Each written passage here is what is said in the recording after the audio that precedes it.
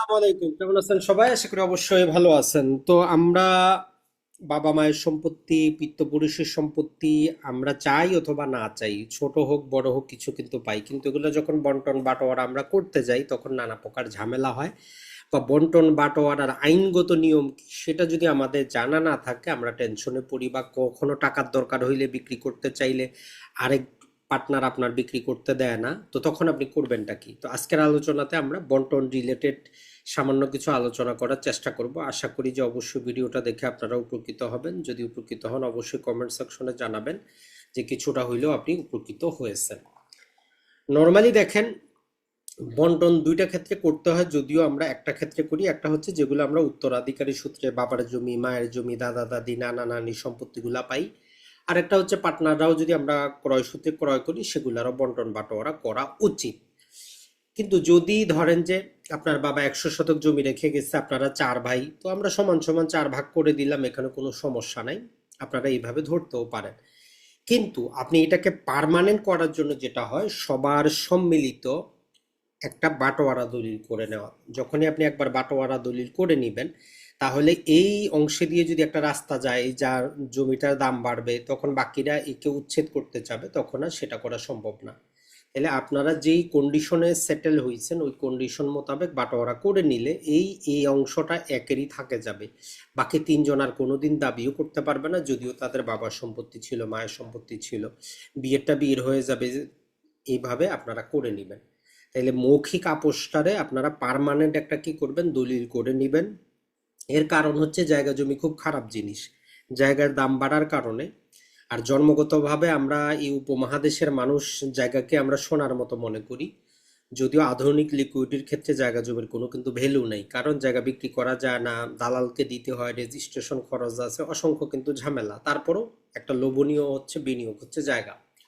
তো এই জন্য যদি আপনি বংশ পরস্পরের বিরোধ যদি ধরে রাখতে না চান, আপনার উচিত হচ্ছে আপনি কি করবেন, আপনি আপনার অংশটা বাটোয়ারা করে আপনার সীমানা নির্ধারণ করে আপনি আপনার মতো সেটেল করে চলে যাবেন, তাহলেই হচ্ছে বেস্ট। তবে কিছু কিছু ক্ষেত্রে পারিবারিক বন্টনের ক্ষেত্রে আপনাকে কিছু ছাড় দিতে হয়, আপনার অপোজিট পার্টিকে কিছু ছাড় দিতে হয়। এর মাধ্যমে আমরা পারিবারিক বন্টনগুলো করতে পারি। তবে অবশ্যই অবশ্যই দলিল করে নেবেন, শুধু স্টাম্পে লিখে রাখবেন না। নাহলে আপনার পরবর্তী প্রজন্ম যারা আসবে, এদের মধ্যে যাদের একটু কুবুদ্ধি থাকবে, এরা বলবে যে স্টাম্পের দাম নাই, তখন মারামারি কাটাকাটি হবে। দরকার নাই, দলিল করে নেবেন। এখন সমস্যা যেখানে হবে, আপনার বাবার তো আর এক জায়গা জমি থাকবে না। ধরলাম যে আপনারা তিন ভাই, আপনার বাবার কোনো একটা জায়গায় 5 শতক জমি আছে, হয়তো শহরে, সেখানে কোনো এক ভাই বাড়ি করে বসে আছে আগে থেকে। অথবা গ্রামে এক জায়গায় 21 শতক জমি আছে, কোথাও 20 শতক আছে। এখন স্বাভাবিক সূত্র যেটা হচ্ছে, আপনি সকল জায়গায় সমপরিমাণ করে পাবেন।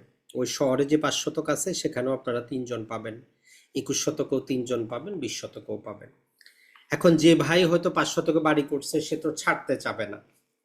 তো এগুলার মধ্যে বন্টনের ক্ষেত্রে আপনি যে সূত্রটা অবলম্বন করতে পারেন সবচেয়ে পিওর, সেটা হচ্ছে সম্পত্তির মূল্য নির্ধারণ। ধরেন শহরের জমি দাম বেশি থাকে, এটা একটা স্বাভাবিক কথা। হয়তো এই 5 শতকের দামও হইতে পারে যে 50 লাখ, যেটা গ্রামের মধ্যে আছে 21 শতকের দাম হয়তো হইতে পারে 20 লাখ, এই 20 শতকের দাম হয়তো হইতে পারে 10 লাখ। তো টোটালটা আপনি করে কি করে ফেলান, এই যে আপনার 20, আপনার 10, 30 আর 50, 80 লাখ টাকার সম্পত্তি তিন ভাইয়ে ভাগ করে নেন। এখন যদি দেখা যায় যে মোটামুটি যদি আমরা করার চেষ্টা করি, তাহলে আমাদের 25 দিলে 75, 26, 27 লাখ টাকা করে। তাহলে এই শহরের ভাই যদি তার জমিটা লিখে রাখতে চায়, তাহলে তাকে বাকি দুইজনকে টাকা দিতে হবে। কারণ শহরে 5 শতক জায়গা অতটা বড় না, আরেকজনে যাওয়াও সম্ভব না। আর গ্রামের এইগুলা করলে আপনার কোনো ঝামেলাই থাকবে না। পরে একটা বাটোয়ারা দলিল করে শহরের দাগটা এক ভাইকে দিয়ে দিবেন, গ্রামে 21 শতক আপনি নিয়ে নেবেন, 20 শতক আরেক ভাইকে দিয়ে দিবেন, দলিলে উল্লেখ করবেন জমির পরিমাণ সমান হইতে হবে এমন কোনো কথা না।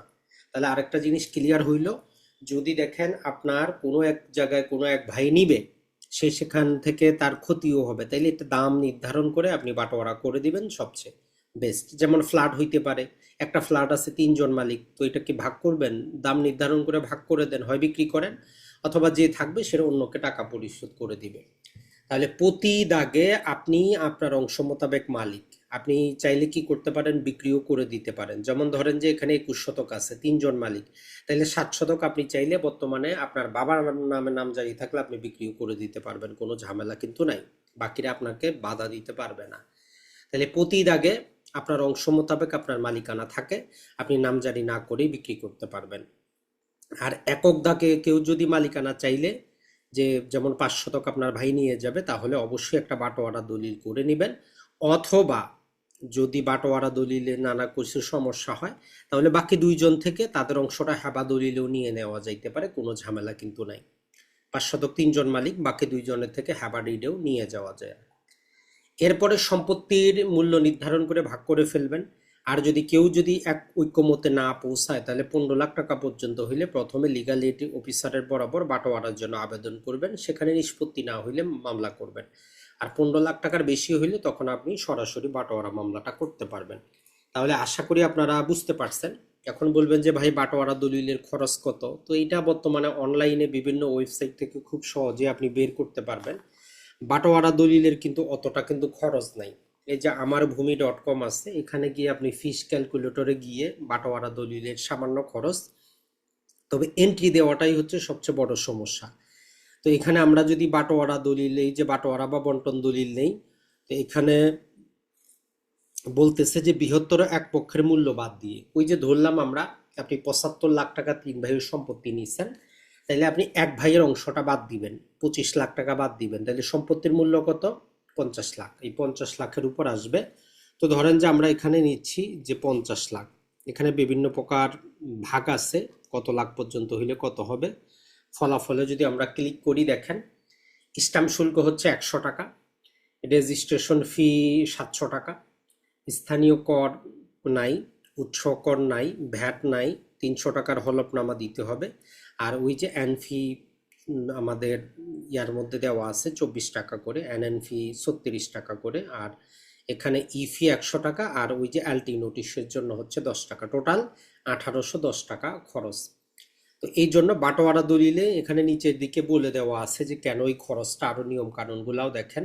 জাস্ট যদি আমরা বলি যে দলিলের মূল্য 24,000 টাকা পর্যন্ত হইলে নগদে পরিশোধ করতে হবে ফিগুলা, এর বেশি হইলে কি করতে হবে? পে অর্ডার করতে হবে, এনএন ফি নগদে জমা করতে হয়, 300 টাকার স্টাম্পে প্রিন্ট করে দিতে হয়।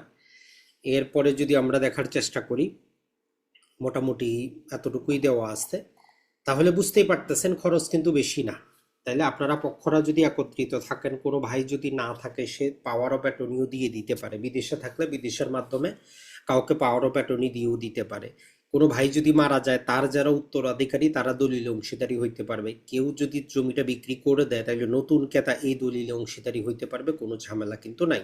তাহলে জমি সমান হইতে হবে না, মূল্য সমান হইতে হবে না, সবার সম্মতি প্রয়োজন, যেই দাগে যেটা যেটা করছেন। আর যারা এই দলিল লেখক হইতে চান, তাদের জন্য আমরা ট্রাই করতেছি মোটামুটি একটা সংক্ষিপ্ত কোর্স নিয়ে আসার জন্য। যদি অংশগ্রহণ করতে চান, কমেন্ট সেকশনে জানাবেন, আমরা দ্রুত ট্রাই করব।